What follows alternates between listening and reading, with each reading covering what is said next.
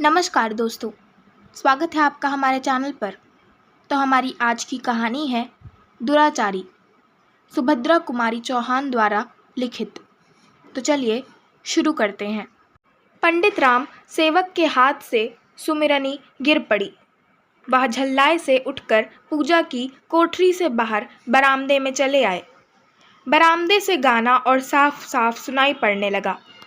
मुंशी दयाशंकर के तिमंजले पर से कोई कोकिल कंठी गा उठी, नीर भरन कैसे जाऊं। सचमुच गीत बहुत ही मधुर और गान का ढंग अत्यंत आकर्षक था। पंडित राम सेवक लाख प्रयत्न करके भी माला जपने में सफल ना हो सके। जब राम नाम का गढ़ इस गीत के सामने टूटकर गिर ही पड़ा, तब पंडित जी सुमिरनी एक तरफ रखकर बरामदे में एक स्टूल खींचकर बैठ गए।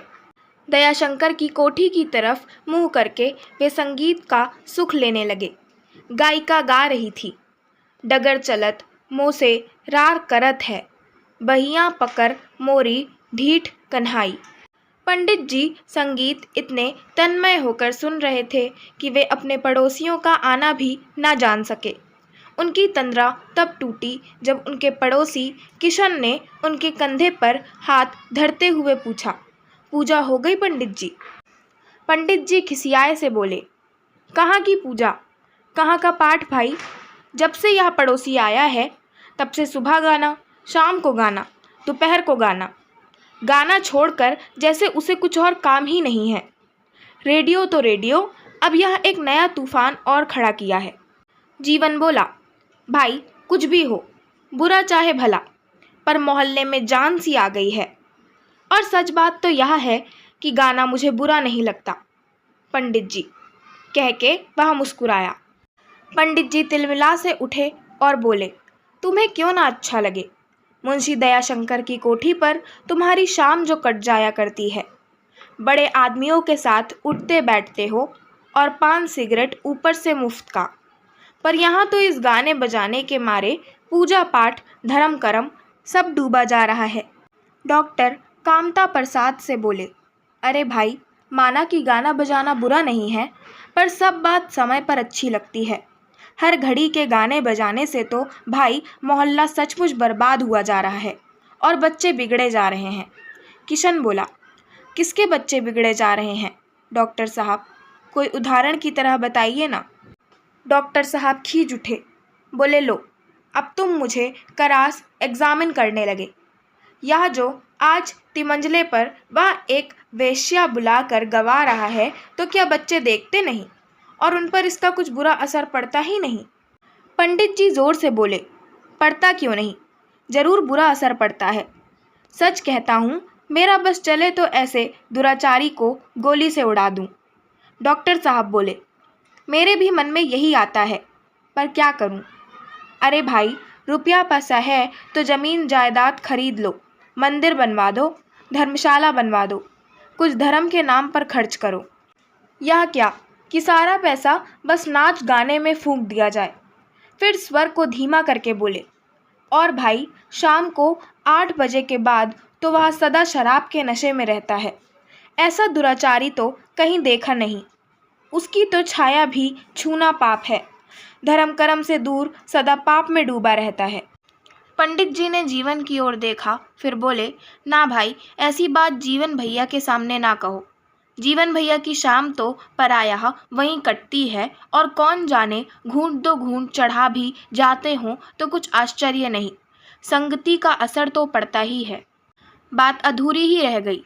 इसी समय फटे चीथड़ों में लिपटी हुई एक स्त्री अत्यंत दुर्बल किसी प्रकार अपने तन को ढके एक बीमार बच्चे को कंधे से लगाए वहां आ पहुंची। बच्चे को वहीं सुलाकर वह दोनों हाथ जोड़कर धरती पर माथा टेक कर बोली, पंडित जी गोड़ लई परी, ताला खुलवाए देई, बिटौना दिक्कियान है, हिया परदेश माँ हम कहाँ जाई, काल परों तक कोठरिया के केरावा जरूर दे देव, आज कतहूँ नहीं पायन, पंडित पैरों पड़ती हूँ, ताला खुलवा दीजिए, लड़का बहुत ज़्यादा बीमार है, परदेश में कहाँ जाऊँ, कल परसों तक किराया जरूर दूंगी, आज कहीं नहीं मिला। पंडित जी उसे झिड़कते हुए बोले, जब तक किराया नहीं लाएगी ताला नहीं खुलेगा। आजकल करते करते 15 दिन तो हो गए। जा निकल, नहीं तो ठोकर मार कर निकलवा दूंगा। स्त्री फिर गिड़गिड़ाई, बेटौना जड़ाए के मर जाई मालिक, जब ओढ़े बिछावे के बितरय बंद होइगा है। दया करी मालिक, जानो आपे के जियाए जियत लाग हम। लड़का ठंड के मारे मर जाएगा मालिक, ओढ़ने बिछाने का कपड़ा सब भीतर बंद है, जैसे आपके ही जिलाने से जीते हैं। दया करे मालिक। पंडित जी ने उसे एक जोर की झिड़की दी। बोले, जा अभी निकल जा, तेरा और तेरे बच्चे का मैंने ठेका नहीं लिया है, मरे चाहे जिए। जब तक किराया नहीं लाती कंपाउंड के भीतर पैर मत रखना। स्त्री रोती हुई अपने बीमार बच्चे को उठाकर बाहर चली गई। न जाने क्या सोचकर जीवन भी उसी स्त्री के पीछे उठकर चला गया। शायद एक गरीबनी के प्रति इतनी कठोरता उससे सही नहीं गई। जीवन के जाते ही पंडित जी किशन और डॉक्टर साहब की तरफ मुखातिब होकर बोले, बदसाश है साली, जब तक इनके साथ इस तरह से पेश ना आओ किराया देते ही नहीं। या नहीं कि इनके पास है नहीं, है पर देने की नीयत नहीं है। रोज़ चाय पीती है, दूध शक्कर के लिए पैसे आ जाते हैं, पर किराए के लिए सदा यही रोना रहता है। किशन के अंदर जैसे कुछ दुख सा रहा था। वह कुछ बोला नहीं।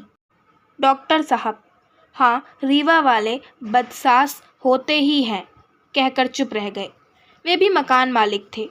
किराया वसूली में उन्हें भी अड़चन आती थी और पराया यही हो के रहता था। जब मजदूर अपना ताला बंद करके मजदूरी करने जाते, तब उन गरीब मजदूरों के कमज़ोर तालों पर इन मकान मालिकों के मजबूत ताले पड़ जाते। और जब तक वह मजदूर, फिर वह स्त्री हो चाहे पुरुष, किराए की रकम ना लाके दे दे, मकान मालिक का ताला नहीं खुलता था। फिर वह रकम चाहे वह चोरी करके लावे, चाहे अपने को बेचकर। यदि किसी प्रकार भी किराए की रकम नहीं जुटा पाता था, तो चाहे बरसात हो चाहे सर्दी, उस गरीब को आसमान की छाया के नीचे ही रहना पड़ता था। किशन और डॉक्टर साहब उठकर जाने को ही थे कि एक और दुबला पतला बूढ़ा व्यक्ति तिलक लगाए लाठी के सहारे आकर खड़ा हो गया।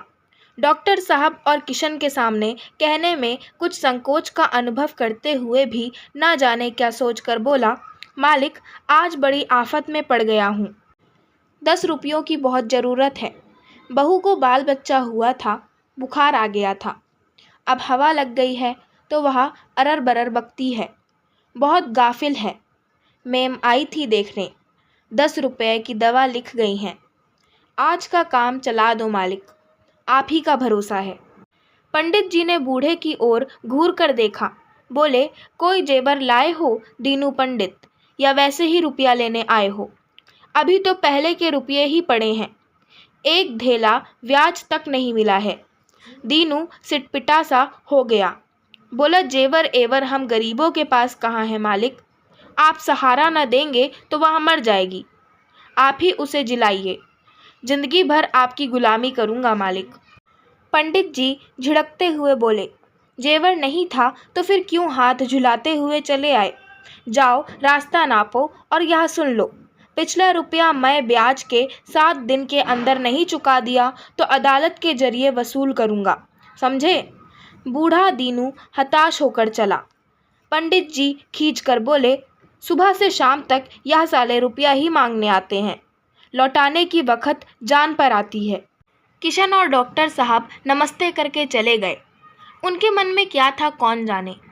इस घटना के कई दिन बाद पंडित जी खेत पर जा रहे थे। रास्ते में मिल गए जीवन और किशन। पंडित जी ने पूछा, कहीं गए थे क्या जीवन भैया? दिखे नहीं इधर कई दिनों से। किशन, तुम भी नहीं आए। रामायण भागवत रोज़ शाम को हुआ करती है, तुम लोगों के बिना सूना सूना लगा करता है भाई, आ जाया करो। धर्म की वार्ता से इतनी दूर क्यों रहते हो? असर पड़ने लगा है क्या पड़ोसी का? किशन चुप रहा, पर जीवन बोल उठा, पंडित जी, रामायण भागवत और पूजा पाठ से फ़ायदा ही क्या अगर हम आदमी को आदमी ना समझ सके। मैं तो रामायण भागवत का पाठ करता नहीं, पर आदमी को आदमी समझता हूँ। भगवान मंदिरों में नहीं, हम आप और गरीबों में हैं। पर किराए के लिए उस दिन जैसा जो कुछ आपने उस गरीब स्त्री के साथ किया वह उचित ना था। पंडित जी हंस पड़े। बोले, जीवन, यही तुम भूल करते हो। अगर मैं कहूँ कि उस घटना के घंटे भर बाद ही उस स्त्री ने किराए के रुपए लाकर दे दिए, तब तो तुम विश्वास करोगे ना कि वह झूठ बोलती थी, और उसके साथ ही बर्ताव होना चाहिए था जो मैंने किया था। किशन बोला, वह स्त्री और दीनू पंडित आपके रुपए दे गए, क्यों? पंडित जी सगर्व बोले, दे के कैसे ना जाते, मैंने अदालत की जो धमकी दे दी थी। यह सब साले इसी के लायक हैं। जीवन बोला, पर पंडित जी, इन दोनों आफत के मारे गरीबों को उसी दुराचारी दयाशंकर से ही मैंने रुपए दिलवा दिए थे, और तब कहीं वह कष्ट से छुटकारा पा सके। नहीं तो अब तक धन्यों के बच्चे का और दीनू की बहू का ना जाने क्या हाल हुआ होता। शायद दीनू तो अदालत के चक्कर काटता होता और धन्यों बच्चे को दफना चुकी होती, परंतु एक दुराचारी ने उन्हें उबार लिया। मेरी राय में तो आप सरीखे सदाचारियों से यह दुराचारी कहीं अच्छा है। आशा करती हूँ आपको हमारी आज की कहानी दुराचारी पसंद आई होगी। अगर आपको हमारी आज की कहानी पसंद आई हो तो हमारे चैनल को सब्सक्राइब करें, वीडियो को लाइक करें और बेल आइकन दबाना ना भूलें। धन्यवाद।